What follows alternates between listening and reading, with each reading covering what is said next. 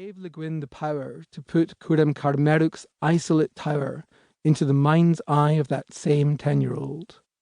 It both captures the world as it is and gives us the power to create new worlds.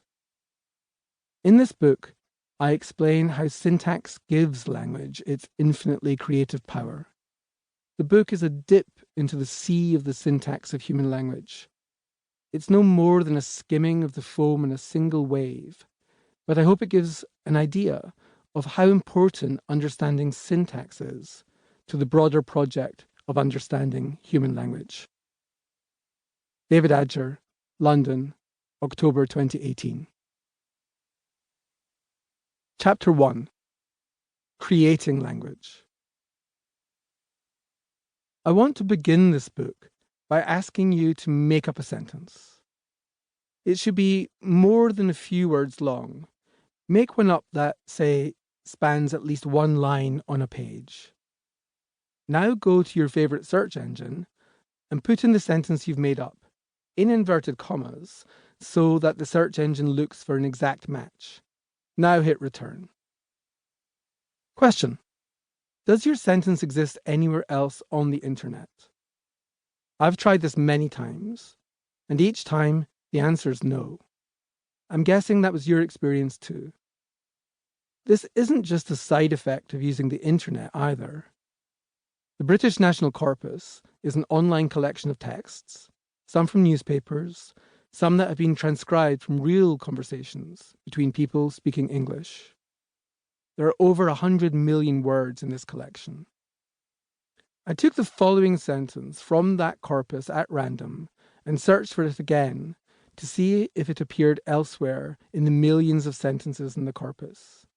I then did the same on Google. Here's the sentence.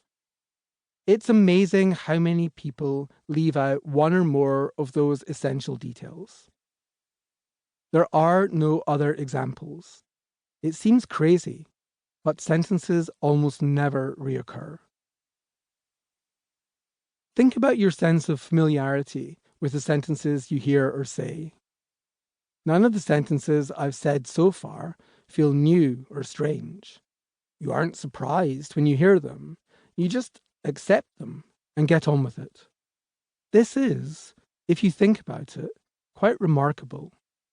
These sentences are new to you. In fact, perhaps new to the human race, but they don't seem new. The fact that sentences hardly reoccur shows us that we use our language in an incredibly rich, flexible, and creative way, while barely noticing that we're doing this. Virtually every sentence we utter is novel, new to ourselves and quite often new to humanity. We come up with phrases and sentences as we need to, and we make them express what we need to express. We do this with incredible ease.